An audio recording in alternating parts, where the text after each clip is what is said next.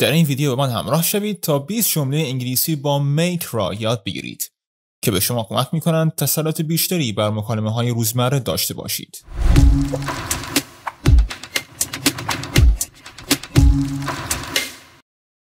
Make a decision. تصمیم گرفتن. او به سرعت تصمیم گرفت. She made a decision quickly.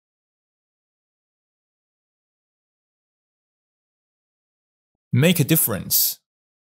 تفاوت ایجاد کردن. این پروژه میتونه تفاوت ایجاد کنه. This project can make a difference.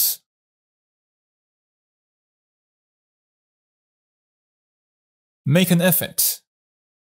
تلاش کردن. او تلاش کرد که انگلیسی یاد بگیرد. He made an effort to learn English.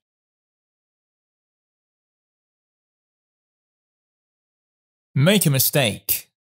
اشتباه کردن. من در تکلیفم اشتباه کردم.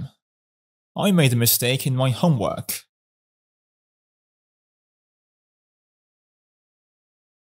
Make a plan. برنامه‌ریزی کردن. آنها برای آخر هفته برنامه‌ریزی کردند. They made a plan for the weekend.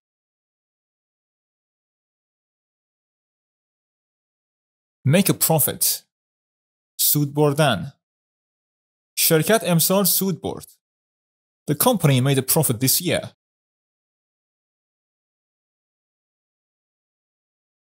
Make a promise.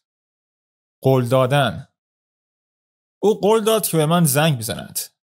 She made a promise to call me.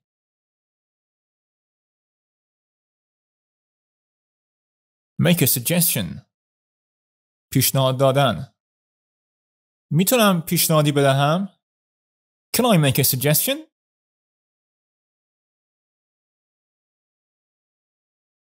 Make a call. تماس گرفتن. برای تایید تماس میگیرم. I'll make a call to confirm.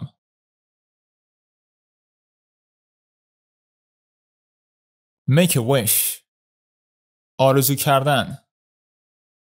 آرزو کن و شمع‌ها رو فوت کن.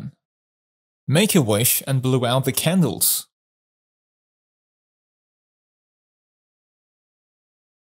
Make a deal. معامله کردن. ما با تامین کننده معامله کردیم. We made a deal with the supplier.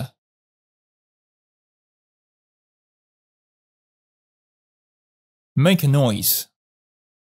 سر و صدا کردن. بچه‌ها خیلی سر و صدا کردن. The kids made a lot of noise.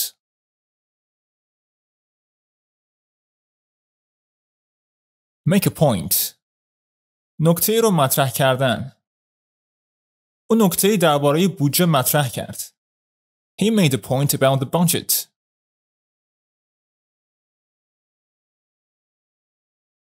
Make an appointment.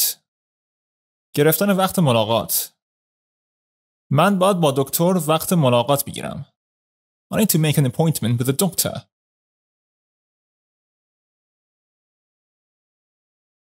Make an excuse. بهانه آوردن.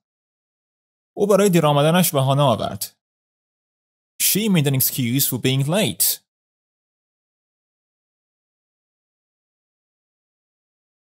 Make a list.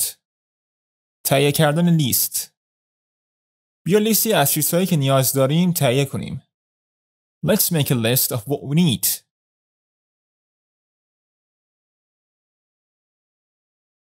Make a move. حرکت کردن. اقدام کردن.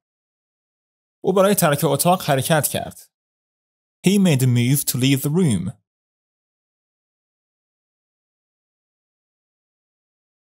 Make a friend. دوست پیدا کردن. او در مهمانی دوست جدید پیدا کرد. She made a new friend at the party.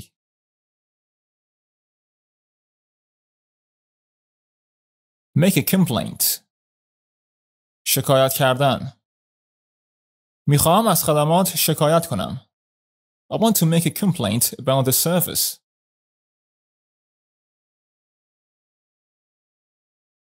Make a payment. پرداخت کردن. لطفاً تا پایان ماه پرداخت کنید. Please make a payment by the end of the month.